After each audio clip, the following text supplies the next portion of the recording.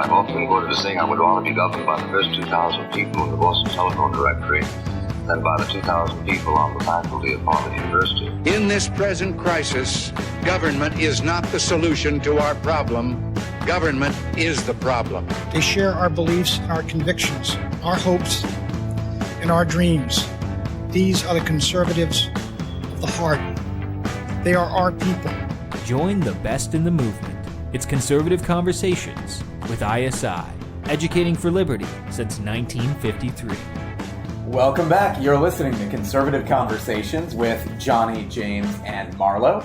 Today we are here at the ISI Honors Conference, and we are joined by Sohrab Ahmari.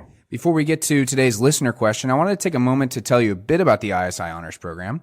The Honors Program is ISI's top program for undergraduate students. It is a fully funded week of diving deep into intellectual conservatism. This year's topic is The Future of History, Recovering Justice, Liberty, and Truth in an Age of Historical Revolt. Marlo and Sohrab, this is your first time at an ISI Honors Conference. What have you guys thought thus far? So I think it's been terrific. I know some of the students from other events, and so it was, and I know that they're incredibly serious, thoughtful young men and women. So it was good to see them here, and I hope more will come because the agenda is really rich. If I wish I were their age and able to access this stuff rather than having to kind of self-didactically move through these ideas and to actually get to interact with these scholars and thinkers. Yeah, it's been a pleasure sitting in on some of these sessions and seeing kind of some of the concerns and interests and takeaways from the readings that these students had, and getting to talk with them behind the scenes, learn about what their academic experience is, what they have in store for the future. And these are really the leaders of our country. They're extremely thoughtful students, and we're setting them up with mentors that perhaps they wouldn't have found otherwise. Really great faculty members here as well. So yeah, it's been a pleasure, kind of seeing those interactions and listening in on them. Yeah, absolutely. We were talking in the last episode about how sometimes it's easy to be pessimistic about the conservative movement, but this week certainly gives me a lot of hope. Yeah, absolutely. Forward.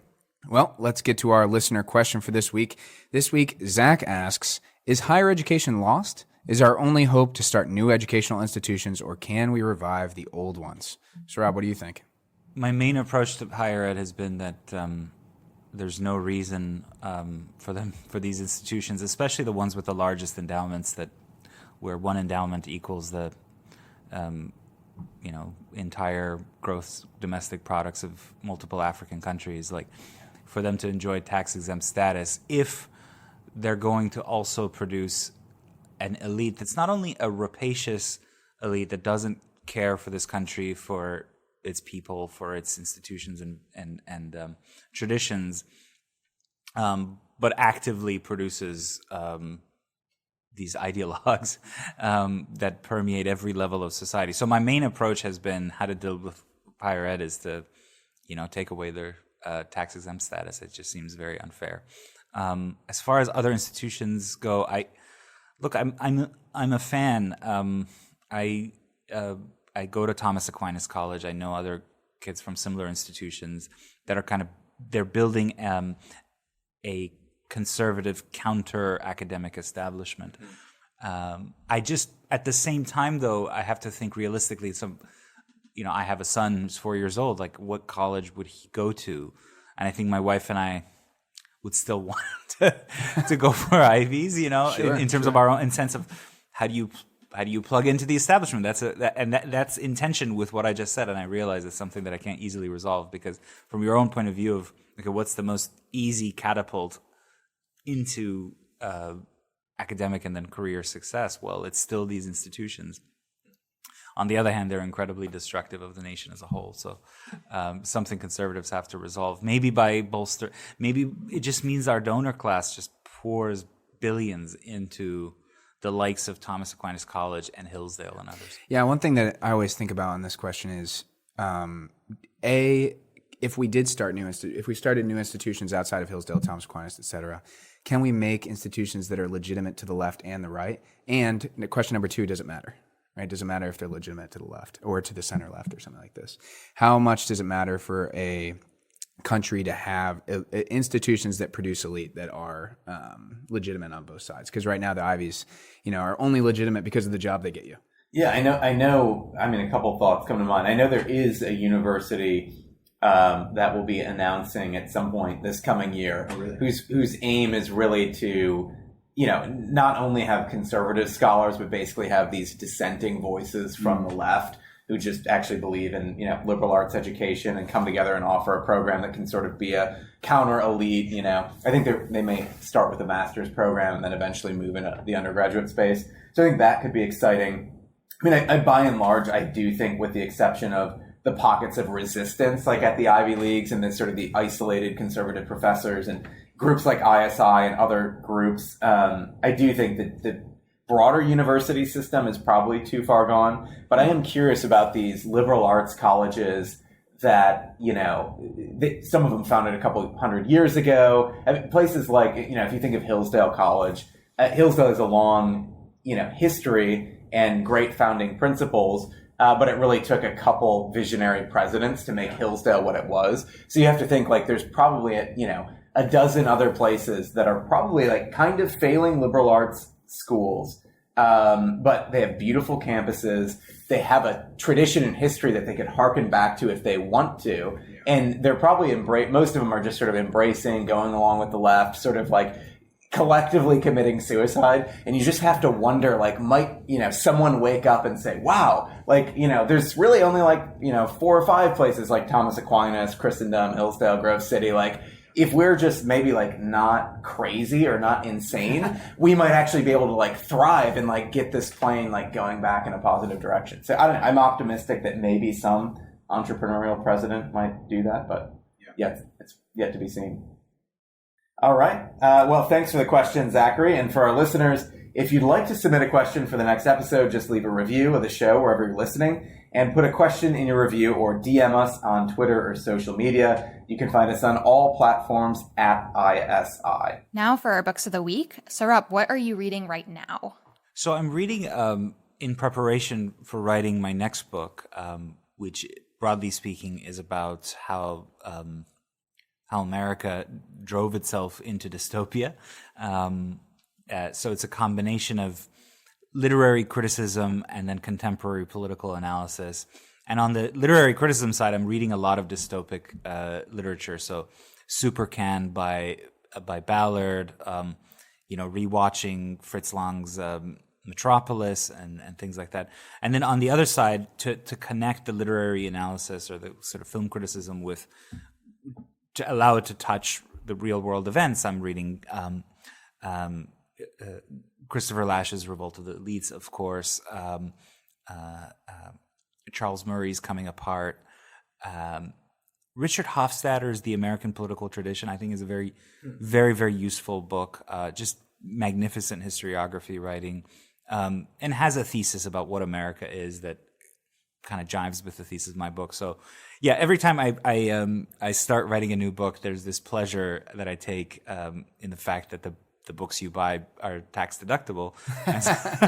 So then I just go on Amazon and then I create a shelf of this is the reading for this new book. And there's such a physical pleasure I take when they arrive and I get to highlight them and write in them. Yeah, I gotta say that's the best part about working on a podcast. Right? I'm just like, well, gotta buy another book. I know. What about you, Johnny? What are you reading?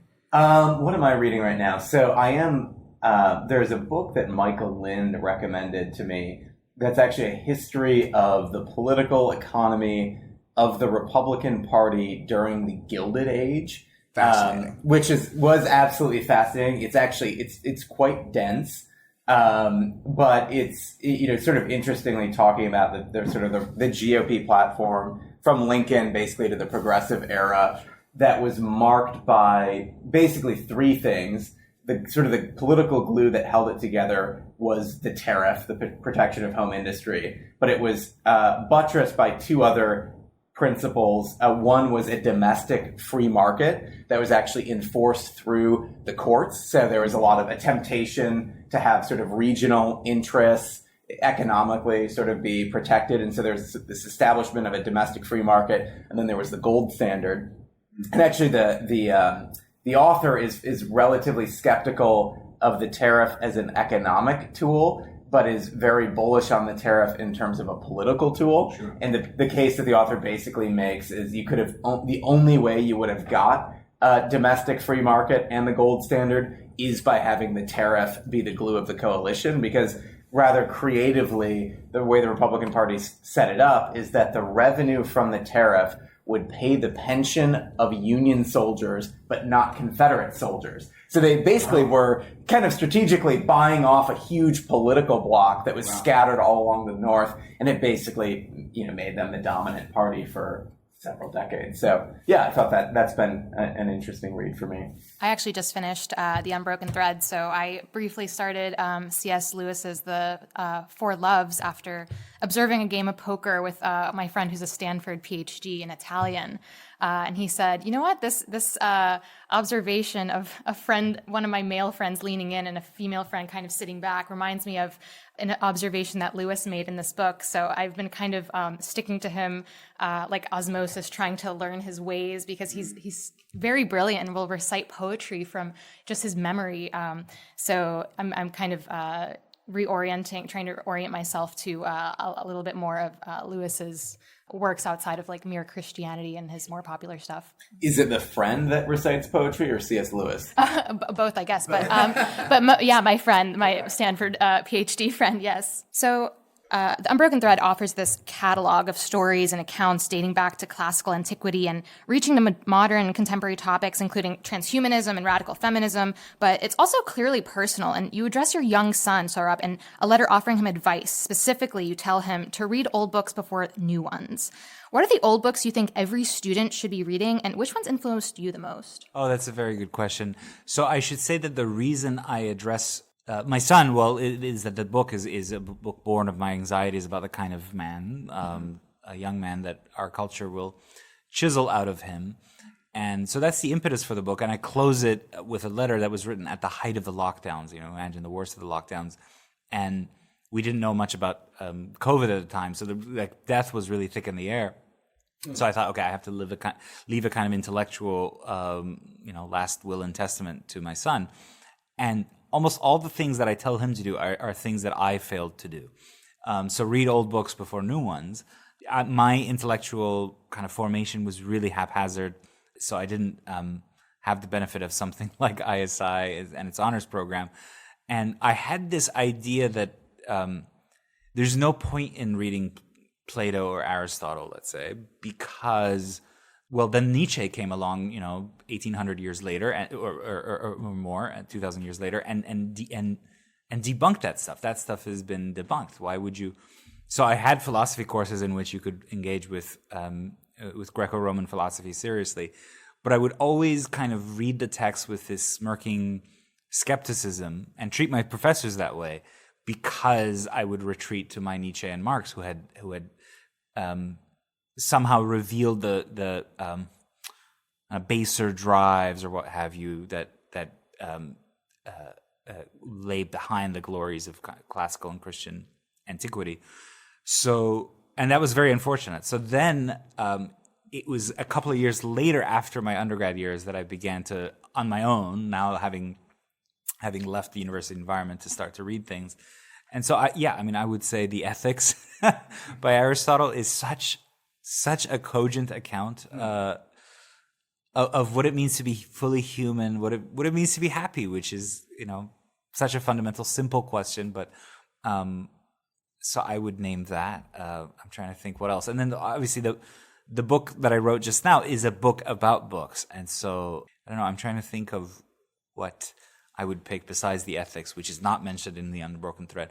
Oh, I would say of the books that are featured in The Unbroken Thread, I think Newman's letter to the Duke of Norfolk is very, very helpful in terms of sussing out what it really means to follow your conscience, and what's the difference between the true conscience and just your self-will.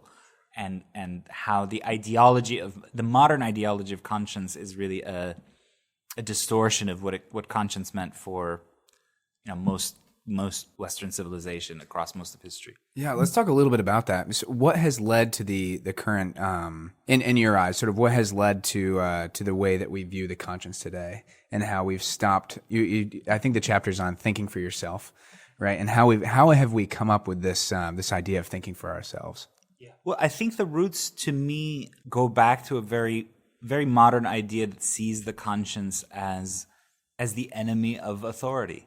That you have this conscience which could tell you anything, and whatever its promptings may be, because they arise from within your subjectivity, they have to be allowed this kind of sacred domain to do as your conscience might do. And that's not, as I argue, that's not, and that is Newman argued, that's not how kind of pre-modern peoples thought about the conscience. The conscience was there had to be a universal law, an objective law, whether it's the natural law or the divine and revealed law that as Newman says, was refracted to the individual through the individual kind of mind of each person, and that was the conscience. And if the conscience contradicted the universal law, then it wasn't the conscience. It was just your selfish base drives telling you, yes, you can cheat on your significant other or what have you, because it's your conscience telling you. That's not the conscience. So in your book, you present this concept of counterfeit freedom while discussing Alexander Solzhenitsyn's literature and his controversial or even iconoclastic 1978 Harvard commencement address. The idea behind the address seemed to be that although we are free in the legalistic sense or on paper, Americans enjoy a false liberty shaped by rampant materialism and what he called the idols of the prevailing fad. What are some other ways do you think we experience counterfeit freedom, and what is the real stuff? Yeah, so I mean, Solzhenitsyn's Harvard address was really a restatement of, again, the classical and Christian idea of freedom as freedom to do what you ought to do. That first of all, there's an objective account of human nature and an objective account of what it means to be fully human as a rational animal. And therefore, there are various promptings in the human soul that are actually contrary to that. And to follow them is not to be free, because they violate your rationality, or in the language of the Bible, they enslave you to sin. So that's the case that Solzhenitsyn was putting forward. I think, and then he saw how, not just at the individual level, the failure to follow the promptings of the true conscience enslaves you to sin, but at a collective level, this narrower, more pinched and impoverished account of freedom that just says freedom just means to be unrestrained, paradoxically leads to a society where we're less free. So he identified, for example, the press. He saw this very much in the press, a media that was had enjoyed every legal right possible, and yet everyone mouthed the same opinions somehow that happened to align with what the corporate owners of those media outlets preferred. And then he saw it, and I think in a very amusing way, he saw it in the way that his own publishers constantly tried to nickel and dime him. He'd written these books, the Gulag Archipeligo, One Day in the Life of Ivan Denisovich, in this spirit of, let me show you what's happening in the Soviet Union, what communism has driven my society into. And yet all the kind of publishers, the large corporate publishers, could think about is how to make a buck off of this. And obviously they took advantage of him, to the detriment often of his books, because they published kind of these mangled editions of his books, and it frustrated him. By the way, all of this has been made possible. We can now read the Harvard address with fresh eyes because of the publication in English of his memoirs by University of Notre Dame Press, which hadn't been available. It's only in the past 2-3 years where English readers can access his memoirs, and you say, okay, there's this depth to his critique of the West. Before we move on with our interview, I wanted to give you a brief message from a friend of ISI, the Acton Institute. What good is freedom without virtue? Join economists, religious leaders, writers, newsmakers, and thinkers every Wednesday for conversations that bridge the gap between good intentions and sound economics on Acton Line, the flagship podcast from the Acton Institute for the Study of Religion and Liberty. By demonstrating the compatibility of faith, liberty, and free markets, conversations on Acton Line reveal how economic freedom is essential to creating an environment in which religious freedom can flourish and that the market can function only when people behave morally. Faith and freedom must go hand in hand. To subscribe to Acton Line, visit acton.org/ISI or search Acton Line on Apple Podcasts, Google Podcasts, Spotify, Stitcher, or wherever fine podcasts are available. That's acton.org/ISI to subscribe. Now, let's get back to our interview. Question for you, kind of going a little deeper on that Harvard address, which was actually one of the texts for this week's ISI's Honors Conference. Thinking of his experience in the gulags, reading another book right now called Everyday Saints, talking about pious Russians who are suffering in the gulags under communism, and they were giving examples of they would actually offer divine liturgy in the gulags, and in an altar, a traditional Orthodox or Catholic altar, there's a relic that's inside the altar, but they didn't have any relics in the gulags, so they actually would have just any pious Christian in the gulags a man would take off his shirt and they would actually say mass on top of that man's chest, on his rib cage, because the logic was pretty soon, within about a week or two, this man will be a martyr. And so he is basically a saint with us in the body. So we have his relics here, right? It's amazing to think of that. And so imagine, let's say that's Solzhenitsyn's world in the gulags. He's at Harvard. He's giving an address to the students. And after going through those horrors, he basically says to the students, I've seen America, I've seen what it is today. And you might think he would say, well, it's amazing after having come from that. But instead he says, and I don't think I could actually recommend what I see here to my own people in the Soviet Union, suffering in the Gulag. So what do you make of that? I mean, that's a profound and kind of scary statement. I don't know. What do you think? Well, what his contemporaries made of it is that it immediately unsettled his reception in the West. He was just thought of as this hero, obviously a literary master. He continued to be seen as a literary master, but contemporary American society found that speech repulsive, frankly. I mean, it was unfathomable that, as he put it, again, we know this now thanks to his diary, that he wrote that I was expected to sing the immigrants' ode to the great Atlantic fortress of liberty, but that's not what he did. He criticized the West. What's interesting is, the Washington Post said he's an obscurantist. The New York Times said he's a theocrat. National Review kind of criticized them. The only exception is George Will, who stood up for Solzhenitsyn. This was the old George Will, the statecraft of soulcraft George Will, who said that he's speaking to just the oldest theme in Western political thought. So everyone spurned him among the elites. But what's interesting, as we now know from the diaries, is that lots of ordinary Americans wrote him letters. Hundreds he would get. And all, just who aren't people in the elite, who are saying, we feel the disenchantment that you feel. What your critique makes palpable something that I've sensed all along. And that was the interesting part of it. People who haven't experienced the Gulag, just ordinary Americans having that same. I don't know if I answered your question. Yeah, no, you definitely did. But and maybe tie it in, I guess, to your own life, because you're an immigrant. Yeah. And to some extent, I'm sure you see, America and the West as a refuge perhaps from certain things. But in another sense, you are a critic of not only contemporary Western culture, but to some extent of America, or at least America as it's embodied today. So how do you I don't know, can you unpack maybe that tension in your own life? Yeah. I mean, the tension plays itself out as, on the one hand, I do have perhaps more than Solzhenitsyn, who is really an exile more than an immigrant, and I think there's a difference there. He was. I'm just your ordinary. I was not driven out of Iran, right?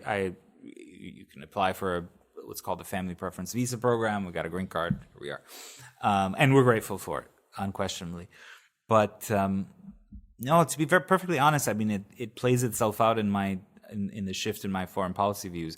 As a grateful immigrant, I was very much of the mind when I began in the conservative movement. More than a decade ago at the Wall Street Journal, that, okay, we have this model of democracy here, and there are people who are opposed to it, and the thing to do is to depose their governments and you create a world that's safe for our way of life here, politically speaking. And frankly, I mean, yeah, after about a decade and seeing certain transformations in the West, not only do I want to put the brakes on liberalization at home, but I find it the thought nightmarish of the U.S. making any further wars for quote unquote democracy. You know, you're talking about the sort of state of the U.S. and the subtitle of your book, Discovering the Wisdom of Attrition in an Age of Chaos, and your next book, which is going to be about American dystopia. Talk to me about why we're in an age of chaos. Sort of walk me through, like, you know, a few of the main factors that are attributing to that. Sure. I mean, if I were to, you can't put this in a subtitle because then you can't sell a book. I'll be honest, but we're actually disciplined in many ways. We live in a society it's an extremely disciplinary society, but it disciplines us toward disorder in this paradoxical way. If I were to tell you that, I mean, and I've spoken about this at the conference. I think that a lot of the root of it goes to what I describe in the new book as private tyranny. The American political tradition is rightly very skeptical and wary of the possibility of public tyranny. All of its energies tend toward checking public tyranny, which is governmental tyranny, and that has left, I think, created a blind spot when it comes to the possibility that private actors, especially private economic actors, can also act tyrannically. So a mundane example might be a private actor might be which I mentioned in the Unbroken thread, of a young boy of, let's say, 11 or 12 who encounters hardcore porn on the internet, which studies tell us 9 out of 10 do before they hit puberty, then becomes addicted to ever more exploitative imagery. So he's now both the victim of his own kind of defective will, but also of pornographers who take advantage of that for economic gain. Another example of kind of this concept of private tyranny is big tech censorship. We have a bizarre regime in which in the 1990s we enacted something called Section 230 of the Communications Decency Act, and the name is very important. The point was to enable platform-style bulletin boards like Facebook, which didn't exist yet, or Twitter, to interdict violent threats, prurient content, and so forth. You can find all sorts of prurient content on Facebook and Twitter, but Section 230 is being used to shut down something that's so dear to our political traditions, and one of the greatest things, which is this tradition of debate and free speech. So again, you see the working out of private tyranny. And by the way, the growth of private tyranny somehow, although it's done in the name of checking public tyranny, doesn't in fact lead to that. Somehow the two grow in tandem with each other, so that they start partnering together, right? We feel that now. It really feels like we live under a regime now. So kind of riffing off of that, you note in multiple places in the book a widespread malaise and this sense of alienation today, which you write is evident in things like steep divorce rates, deaths of despair, low rates of family formation.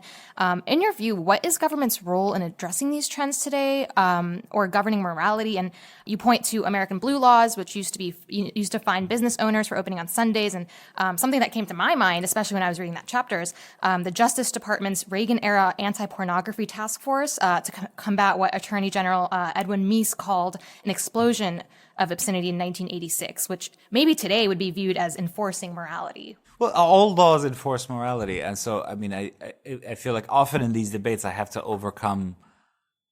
to go back to Aristotle, I have to overcome things that points of view that were debunked 2,500 years ago in some cases, like the notion that the law should be ordered to not enforcing, let's say, to creating structures of virtue.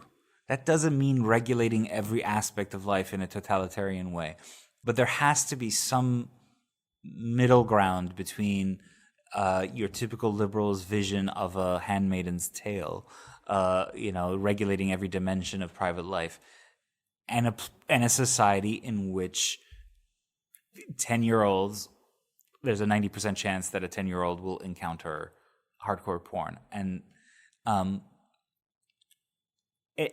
so you mentioned, for example, the Reagan campaign against pornography, the Meese campaign against pornography, or you could go back to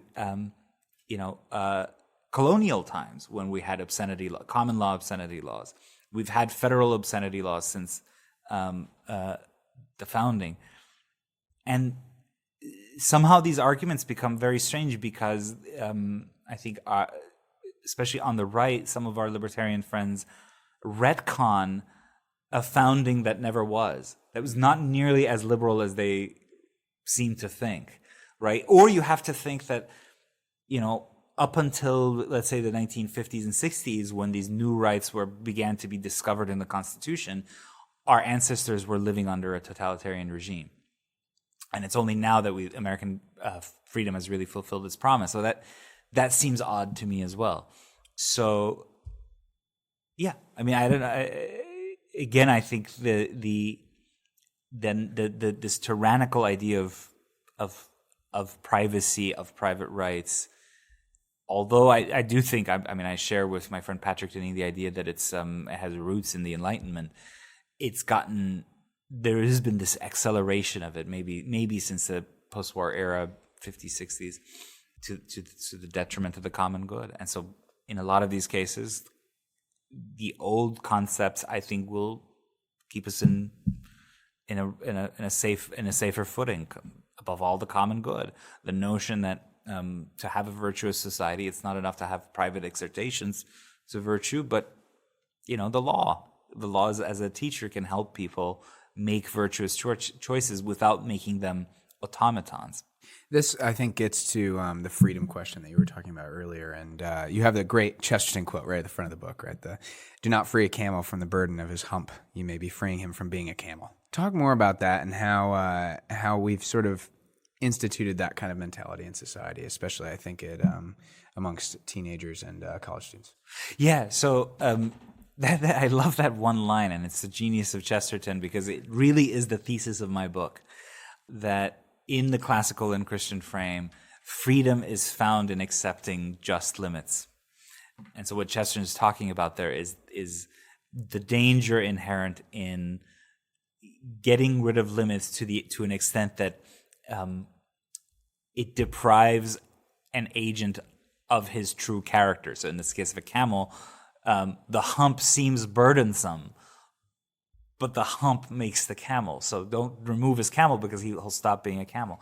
And although the Unbroken thread draws on this kind of disparate bunch of traditions, you have Andrea Dworkin side by side with Aquinas, Augustine side by side with Confucius, John Henry Newman with Rabbi Heschel.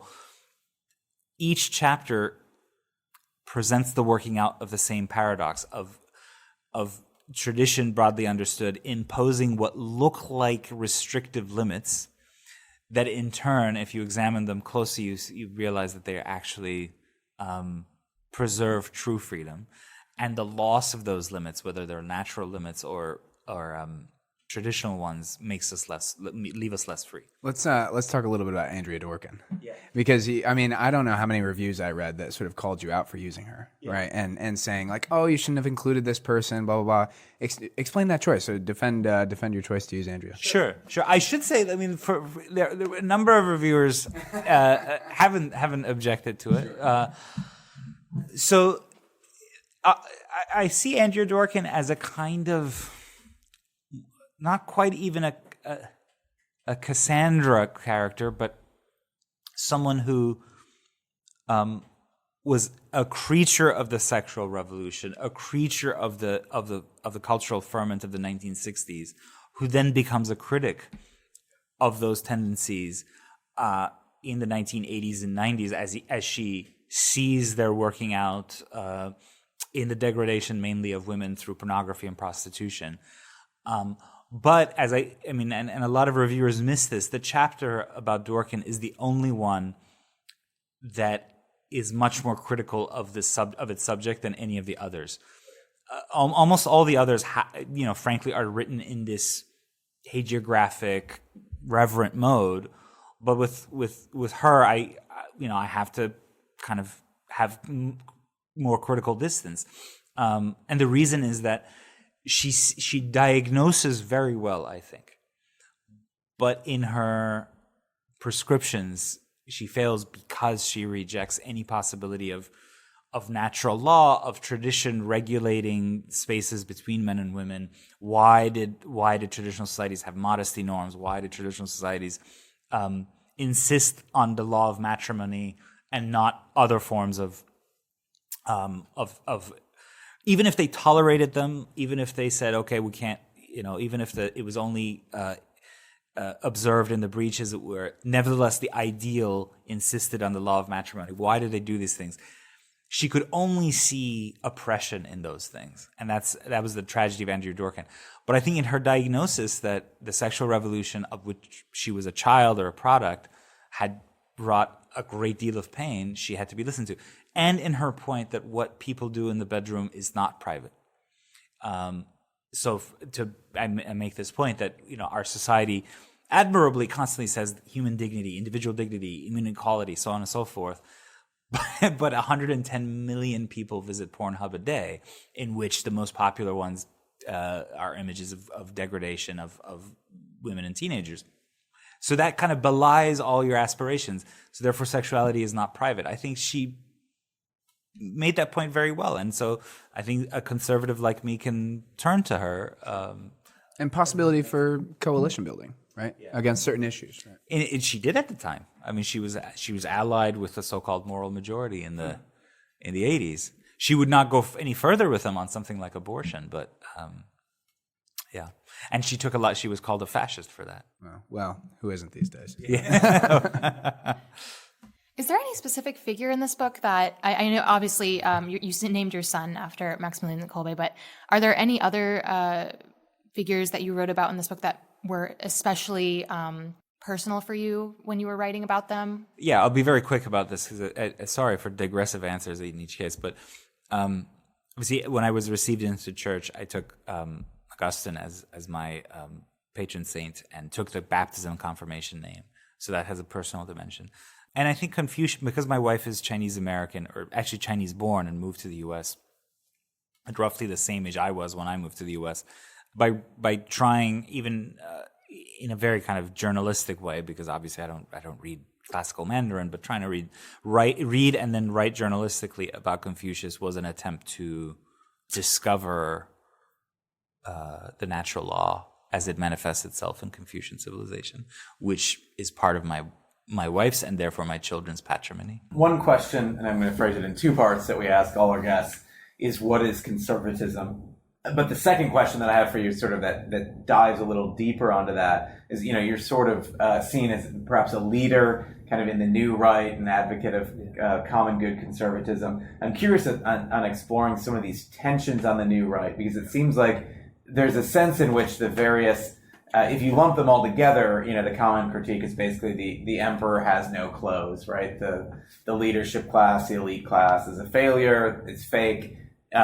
We need something new. But as you kind of dive deeper, you have the localist tradition that Patrick Deneen champions. You have the integralist tradition that's probably has greater confidence in centralized administrative capacity that someone like Gladden Papin champions. And then you have, the West Coast Straussians at the Claremont Institute who probably, also see the need for some sort of a revolutionary kind of movement to take back the country, but they would probably just refound it the same exact way that it was originally founded. So I guess two-part question. What is conservatism, and what do you make of these different schools of thought on the new right? Are they just sort of, do they have a common enemy, so they're kind of all hanging together and lumped in the same category, or are they going to divide and split in different directions?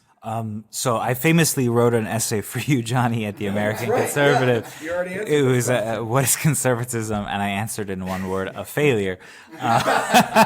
But to answer, so I elaborated that and elicited. I read the comments. My friend Barry Weiss used to say comments cause cancer, meaning don't read below the line. But I do. I read every comment and every reply to every tweet.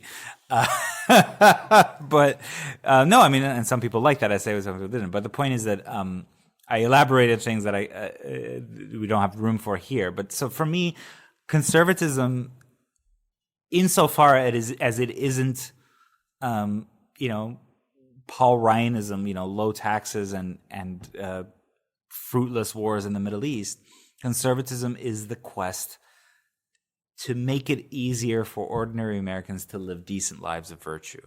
And I think that, if you read someone like Hofstadter, he wouldn't use the conservative label to describe any of these movements, but there are any number of movements, of which I would argue my friend Patrick Deneen is sort of the latest inheritor, this counter tradition that's always stood against America as merely a big commercial empire aimed at making it easier for the liberal bourgeoisie to enrich themselves and for them to do well for themselves. And so there's this agrarian tradition, this localist tradition, this labor tradition. I would incorporate all of those now in this new frame of the new right as part of the conservative movement, even if at the time the actors themselves wouldn't ever adopt that label for themselves.